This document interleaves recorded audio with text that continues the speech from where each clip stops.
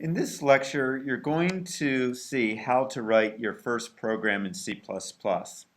You'll be using C++ to create programs in the lab, and we're going to create this program using a software tool called CodeLight. This is the same tool that you'll be introduced to in Wednesday on the lab. And I've already started up CodeLight. In the lab, you'll be shown by the TAs how to do the initial setup. But once you've set it up, you're going to have a opening splash screen that looks something like the one here. And you'll click the CS102 link if you created a workspace named CS102, which I presume you have. And you can ignore that message. Now, the first thing you need to do is create a new project for each new program you create. So you go to Workspace and then to New Project. And there's two things you need to do. First, you need to give the project a name. I'm going to call it miles per gallon because we're going to be calculating the miles per gallon. That's the algorithm you just saw from the class slides. Also, we're going to change categories from GUI to console. And those are the only two changes you need to make. You need to provide a project name, change categories to console, and then you can hit OK. That will create a little folder, which you see over here, called miles per gallon. And if I open that folder, you will see source. And if I open that folder, I see a file called main.cpp. And when I click on that, I get an initial template. Now, your template may look a little different than this, although we're going to try to set things up so that you'll see something that looks like this. Ignore these two lines for the moment. I'll explain them later, and just focus for the time being on this part of the program.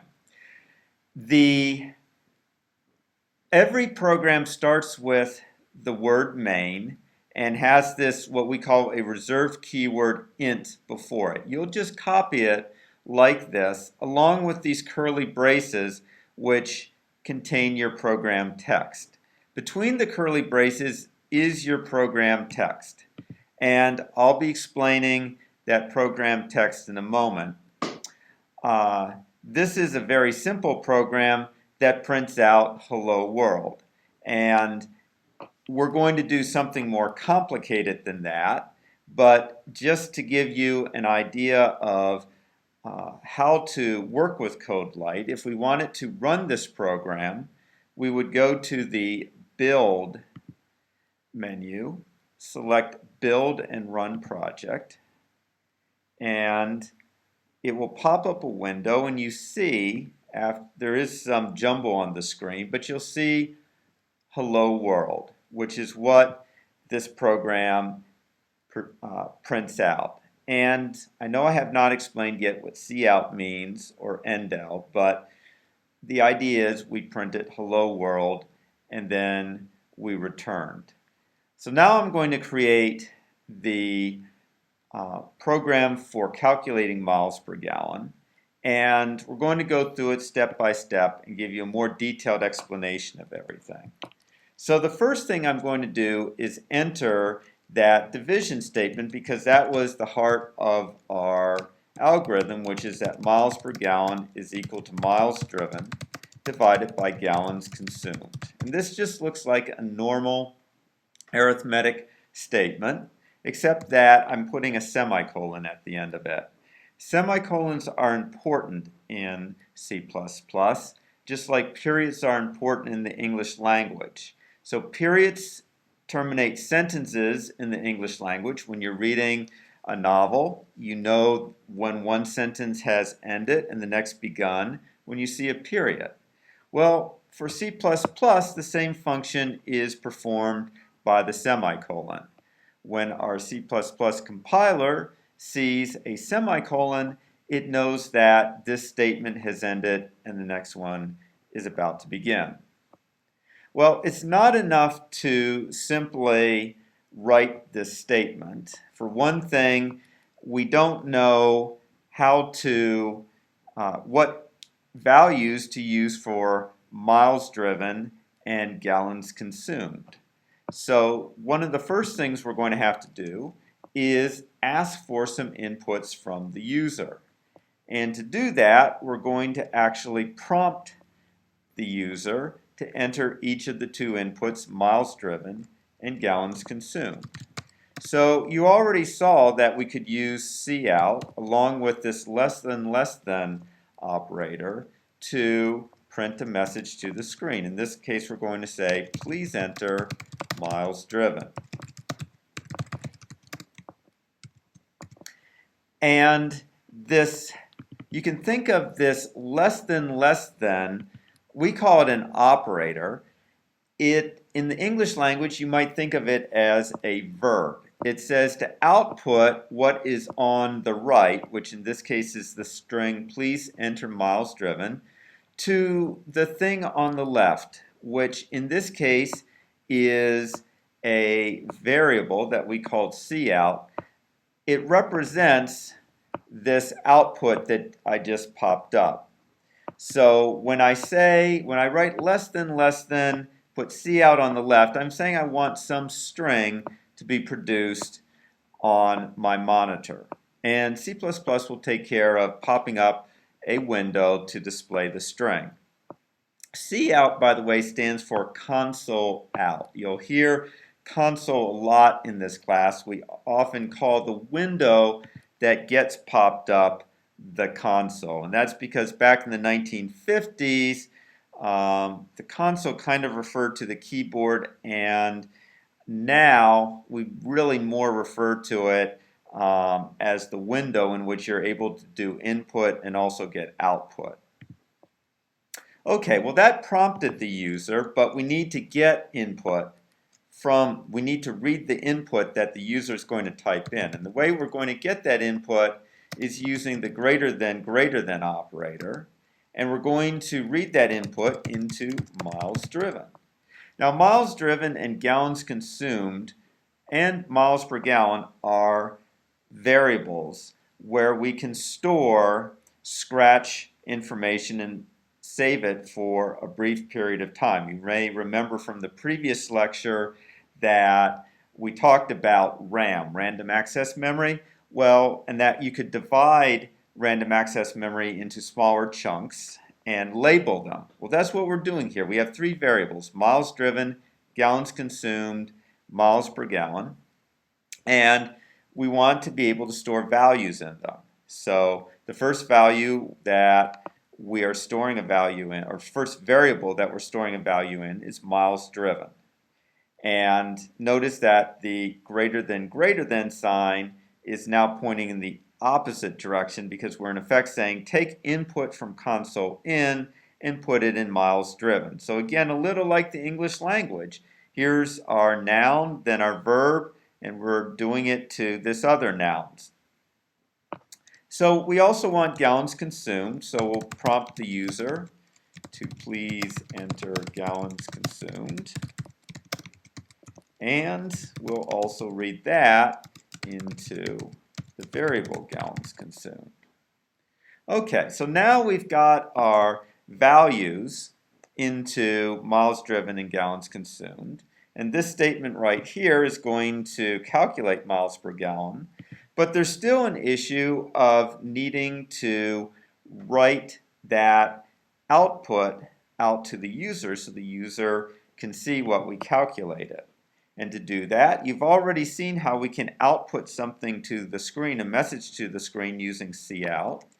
So we're going to say cout, and we're going to say miles per gallon is equal to.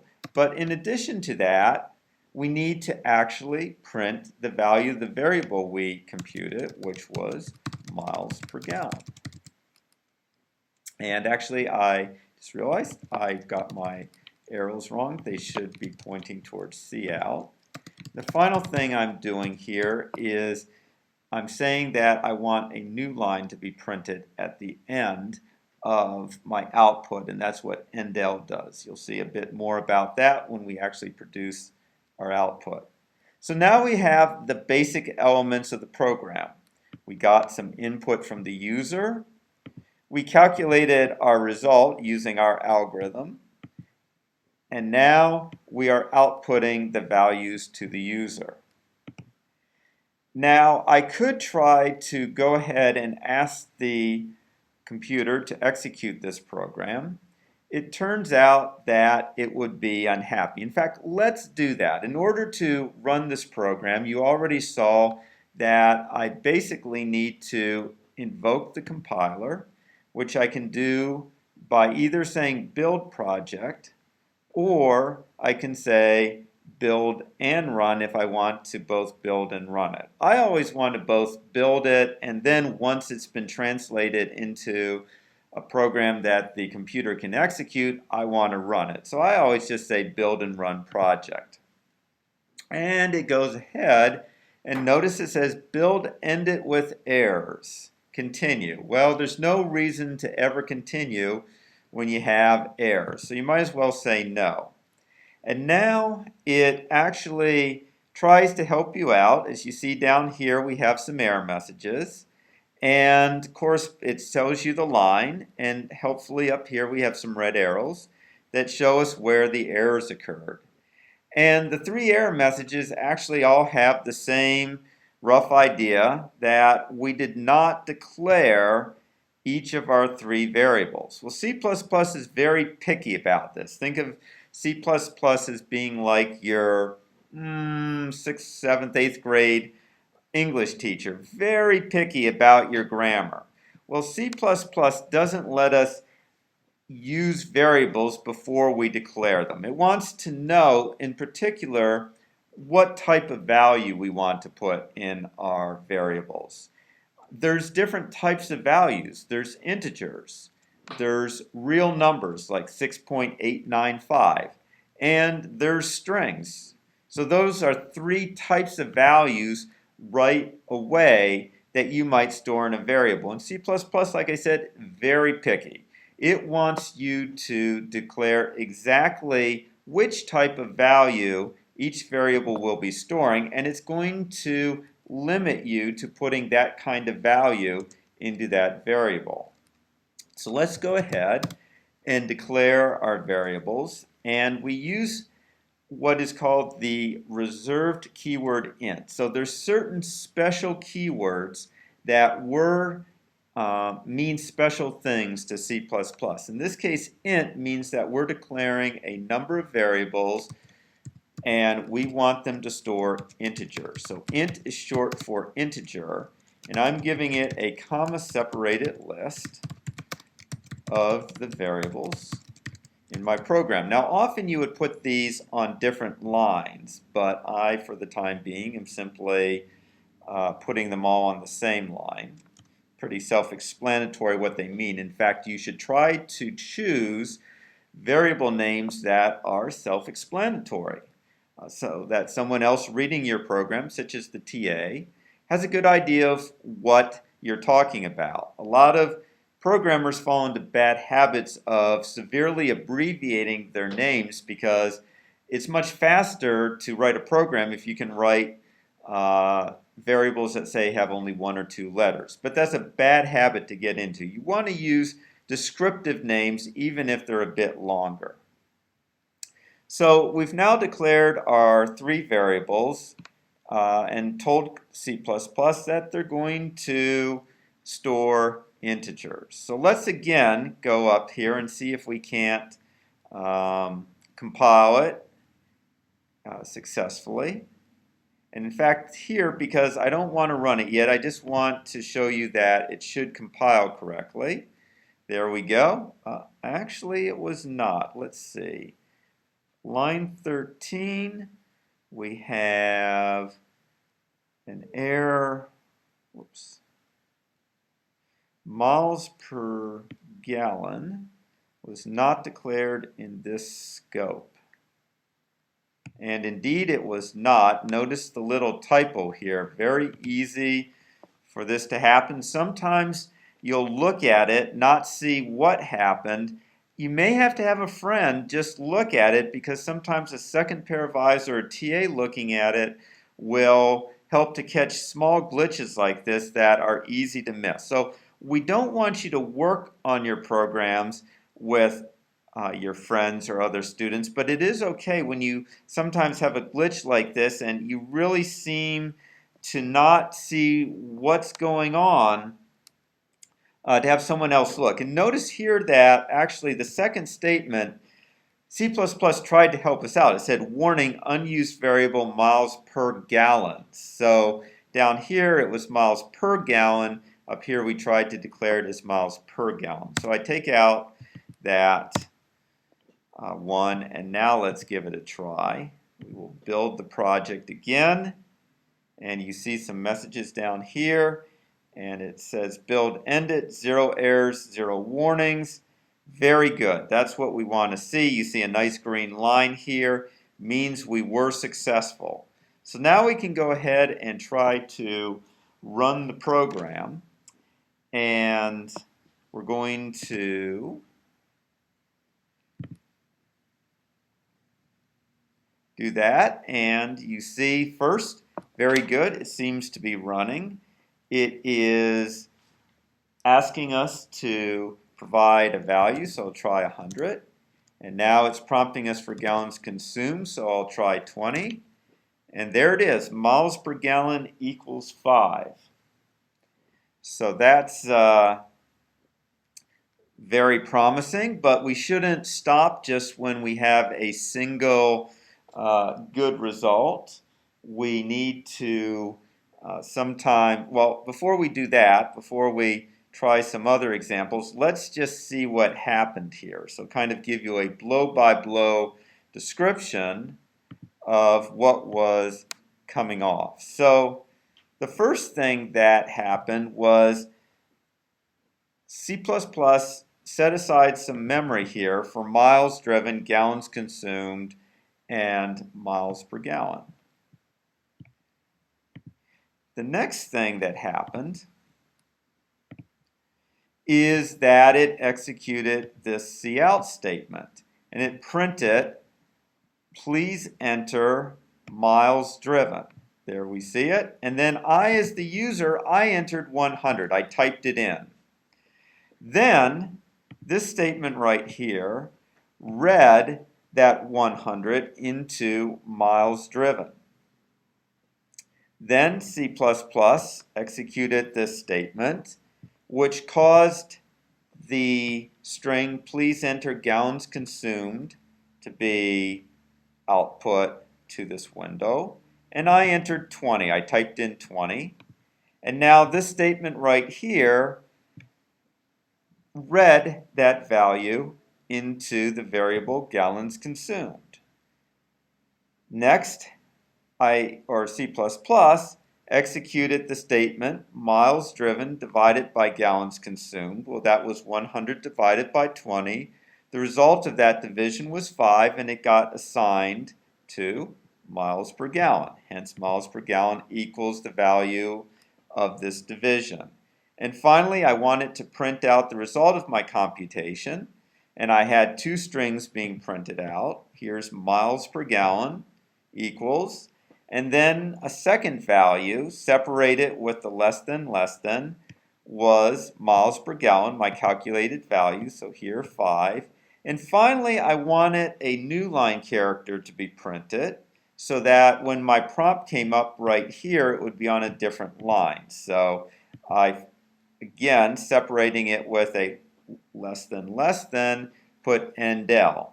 So you can not only think of less than as a verb, but also kind of as a separator. Like, again, punctuation like a comma that helps separate these different values for C++.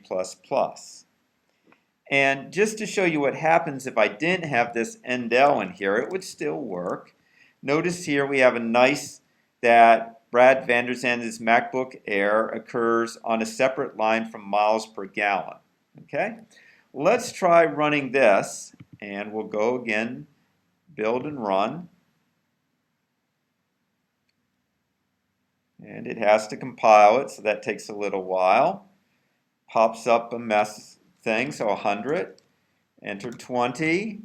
And notice that it's kind of ugly, right? There's no separation here between the output from the program and this prompt that appeared. So that was the benefit of using endl. It caused a new line to be started so that when the prompt appeared down here, it was on a new line. Okay, so endl, if you want your output to occur on the next output to occur on a new line, use endl. Okay, then just a housekeeping thing. You're going to see in the notes that programs tend to be terminated with this return 0. It's kind of an optional statement in main, and for good, I guess, program hygiene, just like there's good dental hygiene, good program hygiene is you do actually terminate your program with a return statement. And that's because I said that main, you noticed an int, and we'll get into this later in the course, but what we're saying is that main is a function, calculates a integer value, so we actually have to say what the value is that we calculated. We didn't really, I know you could say, oh, I calculated miles per gallon. That's right, but the return value from main is actually a status indicator, indicating whether our computation was successful or not. And in this case, it was. By default, 0 means a successful conclusion to our program. Any other value historically has meant a non-successful termination of our program. And that's kind of a historical thing where the operating system could be queried to determine what the status code was. Different status codes corresponded to different things. Just like if you've ever had a printer go wrong, there's sometimes status codes or blinking lights tell you what's gone wrong. And that could be the same thing. Now, in present day, not so common to look at that status code. So it's kind of like one of these archaic things. Just try to remember to put a return 0 at the end of your program. And then also, you see these two statements. I kind of glossed over them initially. But the include statement, you'll notice that there is a pound sign in front of it. When you see that pound sign, it says this is an aside to the compiler. It's like if I had a movie script and the director had scribbled some notes, or there was an aside to the director that says character Brad enters from the door left. So a stage direction. Well, the same thing when we put a pound sign in front to start a statement. It says it's actually a directive to the compiler. It's not an executable statement that will execute when the program runs. Instead, it's something that the compiler uses. And in this case, what an include statement does is it loads something called a library. And a library is a nice descriptive term. You go to the library, you check out some books. It's the same idea here. You may have been puzzling over the fact that I was very careful to say that we have to declare our variables, and I did, miles per gallon, miles driven, and gallons consumed. What's a little fuzzier is it turns out that cout and cin are also variables, but I didn't declare them. So C++ needs to know what the types of these variables are as well. Well, I don't always have to define all my variables. Sometimes I can go to a library, a helper library, and it will contain definitions for key variables. That's the case here. IOStream is a library that contains definitions for the variables cout and cin. Therefore, rather than having to declare them, I can just go and some sense, check them out. And you will see more libraries throughout the semester as we need them. But for right now, all we need is the IOStream library because it contains I/O related, input/output related information. So I/O, we'll use that abbreviation a lot, means input/output. The second statement is a little harder to explain, using namespace std. Turns out that this is also a compiler directive. The using is a keyword, special keyword for the compiler, and what it's saying is that normally I would have to prefix cout and cin with the name of the library to which they belong. And the abbreviation for IO stream is std. So normally I would have to write don't worry about that statement hide. It just don't worry about it. std::: would normally be a prefix that I would have to attach to cout and to cin to say that, oh, they're not part of this program. Yeah, remember my answer and don't annoy me again. Sometimes when you get this, just clicking and telling it to hide, and hopefully we won't be annoyed with this anymore. Okay, so we're prefixing these variables to say that, oh, they actually weren't declared in this program. Instead, they're part of the library. Notice how cout or CodeLight's trying to match for me. That's what that error message, or where I was seeing more than 50 matches, it was getting too many matches before. So you see all these potential matches, which we don't care about.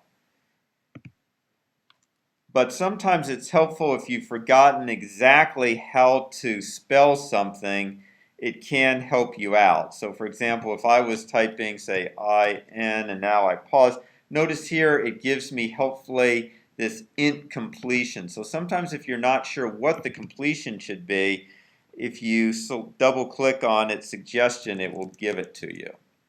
Okay, but back to here, we are prefixing our variables with std, which is the name of the library. Very clunky looking, not so nice looking, but if we did not have this using namespace std statement, that's what we would have to do. But when we say using namespace std, that says that we no longer have to prefix the variables from the IO stream library with the library's prefix, which is a relief. So try to remember to put this in here, okay?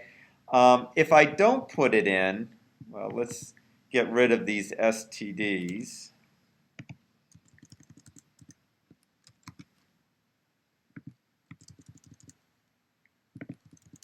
So I'm going to forget to put it in here. Okay, so I'm going to take it out.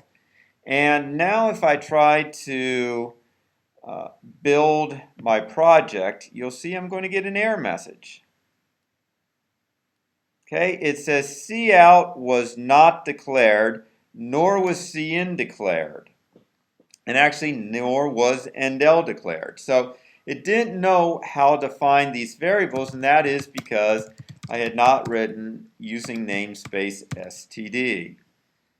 Okay, now if I had prefixed each of cout, cin, and endl with std::, it also would have been happy and it would have compiled. But just try to remember, put using namespace std:: at the beginning of your program. You just have to do it once and everything should be good. So just to make sure, recompile, and all is well and good.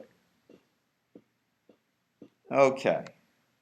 Well, before we move on, I did say we should test our program with more than just one set of inputs. So I was blessed with the fact that my input was going to be or my result, computed result, was going to be an integer. Let's see what happens if it wouldn't be an integer. So let's build and run it again. And this time I'm going to enter 100 miles driven and 3 gallons consumed. So the answer is 33 1/3, or 33.33. So let's see what answer we get. 33. We got an integer result. Okay, let's just run this one more time. And, well, let's not actually. We got an integer result, and this may be problematic. We may want to see what the fractional value is. To do that, we would need to tell C++ that instead of having these values store integers, they can actually store real numbers. And you'll see two ways in this course to store real numbers. One is with float. Much more commonly, you will see me enter double. Both of them are telling C++ that our variables are going to store real numbers with fractions, but double says I want twice as much storage as float.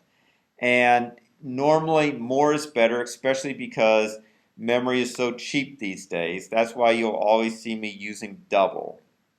So let's just go ahead first, recompile it with the variables now able to store floating point numbers. Now, I'm also still allowed to store integers in them. It's not required that I store floating point numbers. So I actually can still enter 133, but now you see, whoops, well, I said 33 this time, so rather than 3, but you see, get the point, 3.0303. So I got the full fractional value. And if I want it, I would also be able to enter, this time I'm just going to run it, no need to, if I just have already compiled it, I can just run it if I want. So I'm going to now try, say, 100, but I consume 3.5. Very good, 28.5714 is my result. Okay. Now, so we've tested it with some values. All seems well and good, but that's not the end of the story. There are a variety of errors that can occur when we try to run a program. So we need to go over errors at this point. What kind of errors can occur? And there's three kinds of errors. There's grammar errors, there's something called runtime errors, and there are logic errors. First thing we're going to talk about are grammar errors. They're also often called syntax errors. You've already seen a couple. If I forget to declare some variables, then I get an error message saying that the variable is undeclared. That's considered a grammar error by C++. Another common grammar error is to leave off the semicolon. So here I just remove, see here I'm removing a semicolon, and when I go to run it, it does some thinking about it, and it says build ended with errors. And if we look, error expected semicolon before CN. Okay, well that seems a little problematic actually, because we're looking at line 9, and actually the error occurred on line 8. So you're going to learn quickly that the compiler does not always produce the most helpful error messages. It turns out to be very difficult for the compiler to produce very helpful error messages. If you ever take our upper division compilers course, 461, you will find that out. So oftentimes you're just going to have to get used to the kind of error messages that get produced, and after you have seen them a few times, you're going to realize, oh, actually it probably occurred on the previous line, not line 9 but line 8, and I must have missed a semicolon at the end of the previous line. So I'll add a semicolon back. Okay. And if I now try to rebuild it, it's once again a happy camper. As you can see here, it says 0 errors, 0 warnings. Now another type of error you could have is you could have a typo. So let's say I don't spell double right. You see it disappeared. By the way, you may be wondering what these these words highlighted in blue are. They are reserved keywords. They are words that have special meaning to C++. So for example, double means that I want to store floating point numbers into a variable. Well, here I have a typo, so let's see what happens with this typo. I tried to build it. Should get an error on line 6. There it is. And it says DOBL was not declared in this scope. Again, as a human, we know, oops, it's a typo. C++ isn't so smart. It can't make the inference that double really was double, and that led to a cascading sequence of errors such as miles driven not being declared, gallons consumed not being declared, miles per gallon not being declared. You can see that down here with these 3 messages. Usually what you want to do is just look at the first error message, fix it, see whether because often that will fix a lot of other problems. So here, in fact, it does fix all the other problems. Okay, so the final thing I'm going to do is I'm going to forget an equal statement. No equal statement, and see what happens. So again, we will build it. And not as good of a error message this time. Error on line 13, expected a semicolon before miles driven. It's not so the compiler is taking a guess at things. It's not really sure what you intend it to do. It's not clear to it that you intended to put an equal sign there. So again, you just kind of have to eyeball the statement and realize, oh, I meant to put a equal sign here. So I do. And it's once again happy. So what you're going to find is that, first of all, C++ very picky, like your 8th grade English teacher. And second of all, very stupid. Doesn't able to infer things that we humans could easily infer. So it's going to drive you crazy with its stupidity. Hopefully one of the things you come out of this course understanding is not that computers are all-knowing and all-seeing. It's actually that they're pretty dumb. And they do exactly what you tell them to do. And if you miss even a small punctuation mark, it's going to whine and complain at you. It's going to do the stupidest things that you tell it to do. It will do whatever you tell it to do slavishly.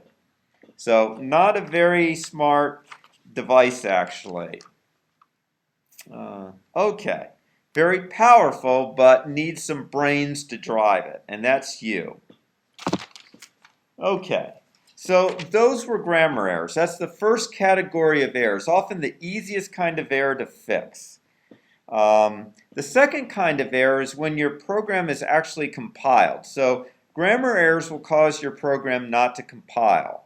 The next 2 types of errors, your program will compile, but bad things happen when you try to run it. The next class of error is called a runtime error, and it will cause your program to terminate or crash before it's run to completion. So remember I said it's good to test your program with different types of values. Let's see what happens when we try it with 100 miles driven but 0 gallons consumed. Okay? Well, we all know that 100 divided by 0 gives us infinity. Well, that gives computers a real problem because they can't represent infinity. Memory is limited. We can't store an infinite number of digits. That's something we'll learn as the course goes along, that there's actually limits to the precision that a computer can use to store a number. For example, with the indefinite constant pi, 3.14, blah, blah, blah, it can't store an infinite number of digits for pi. It can only store a limited number. So in this case, it can't store the result of dividing 100 by 0. And, well, in this case, it says equal infinity. So in this case, it didn't crash, but it also didn't give us the result we were looking for. Okay, we would actually call this a runtime error. Some systems would actually give you an exception and a divide by 0 exception. That hasn't happened here, but we still call this a runtime error because division by 0 is not supposed to happen. Okay, this is a relatively rare error in this course. You're not going to often see things terminate except at the very end of the course. The most likely runtime error you're going to see in the first part of the course is this division by 0 error. And you'll know that happened because you'll see this INF get printed for infinity. The third type of error that occurs is a logic error. And that's the most insidious type of error because the program will run to its conclusion, but it won't produce the output that you expect. So let's say that I got the calculation wrong. I actually had, I inverted it, and I divided gallons consumed by miles driven. Okay, so I inverted the computation. Well, that's going to actually compile just fine. I meant actually to say compile and run. Rebuild was just fine. It just built the compiled it. So now I'll say build and run, and I enter 100 for miles driven. I enter 5 for gallons consumed. Wow, that's not the result I expected. So you'll often only know that you had a logic error when you get an unexpected result, in this case 0.05. You really just have to go back into your program and start looking at it. I often try to just look at the program, figure out what went wrong, but sometimes when it's more complicated, what you need to do is start putting some print statements into your program to see maybe what your intermediate results are. So here I'm going to first check to see whether I got the right inputs. Okay, so I'm going to say, okay, miles driven equals, and make sure I got the right value for miles driven. And I'm also going to print out gallons consumed. Make sure that I got the right value for it.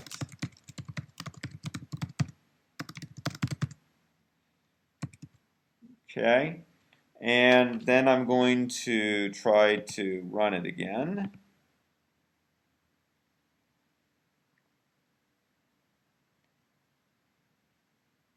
I'm going to enter 100 for miles driven and 5 for gallons consumed. And if I look here, I see that actually I did get the right values for miles driven and gallons consumed. So that didn't solve the mystery. It did tell us that I got the input properly. So I'll take out these print statements now. And it means that the error must have occurred here. So when I eyeball it, it's like, oh, it hits me at some point. I just got the calculation inverted.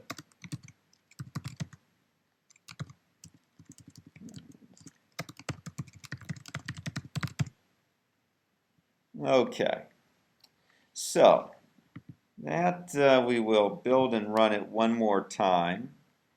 And just one, again, kind of finishing things off, we're going to talk about how you need to rigorously test your program.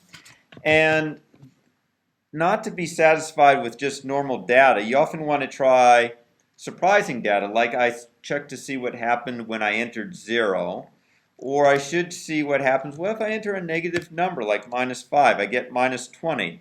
That's nonsensical input, and normally we want to make sure that our programs only accept valid input, which in this case would be positive numbers.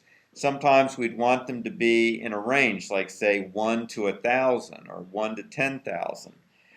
You haven't seen yet the C++ constructs required to do this kind of testing.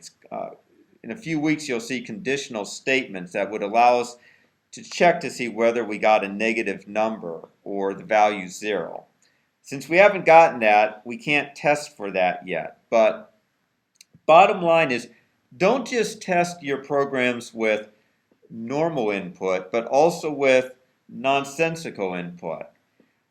And there's a good reason for doing this. Most of the viruses on the internet, the reason they're able to worm their way into your computer is because they exploit the fact that the writer of some program did not check for nonsensical input. And so what happens is the virus provides a nonsensical input to the program, and that nonsensical input actually ends up hijacking the program and ultimately your computer. So actually, most viruses exist because of lazy programmers, or either lazy or programmers who simply did not test their programs thoroughly enough to protect them against nonsensical input. So you need to be careful not to just stop when your program works for 1 or 2 test cases, but you need to try to think of, okay, here's some normal cases, they worked well. What happens with some other kinds of cases? And we will talk about, give you some hints on what kinds of test cases you want to look for in the final part of this lecture.